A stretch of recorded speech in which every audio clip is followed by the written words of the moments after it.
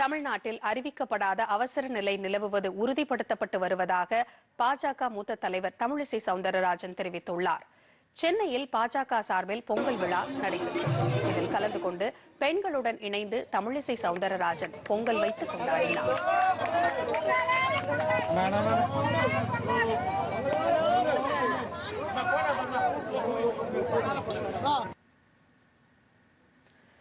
நிகழ்ச்சியில் பேசிய அவர், எதிர்க்கட்சிகளை மிரட்டிக் கொண்டிருந்த திமுக தற்போது கூட்டணி கட்சிகளையும் மிரட்ட தொடங்கிவிட்டதாக தெரிவித்தார். திமுக கூட்டணியில் இடம்பெற்றுள்ள கட்சிகளே திருப்தியற்ற நிலையில் இருப்பதாகவும் அவர் குறிப்பிட்டார். தமிழ்நாட்டில் பெண்களுக்கு எதிரான குற்றங்கள் அதிகரித்து வருவதாகவும், தமிழுக்கு பாஜக எதிரானது என்று பிரச்சாரம் செய்தால் அதற்கு சரியான பதிலடி கொடுக்கப்படும் என்றும் குறிப்பிட்ட தமிழிசை சவுந்தரராஜன், மக்கள் மீது அக்கறை இல்லாததால் தான் திமுக அரசு பொங்கல் பண்டிகைக்கு பணம் கொடுக்கவில்லை என்றும் குறை கூறினார்.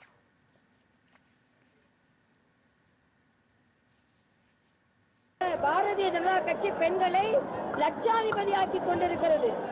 சமீபத்தில் நடந்த மகாராஷ்டிரா தேர்தலில் 70 லட்சம் பெண்கள், மரியாதைக்குரிய பாரத பிரதமர் அந்த பெண்கள் லட்சாதிபதியாக திட்டத்திற்கு அடிக்கல் நாட்டினார்கள்.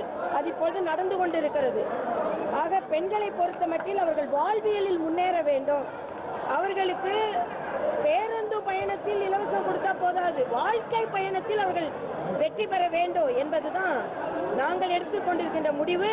2026 பாரதிய ஜனதா கட்சி ஆட்சிக்கு வந்த பின்பு எப்படி மற்ற மாநிலங்களில் பெண்கள் லட்சாதிபதியாகும் திட்டத்தை கொண்டு வந்திருக்கிறார்களோ அதே போல பெண்கள் லட்சாதிபதியாகும் திட்டத்தை நாங்கள் கொண்டு வருவோம்.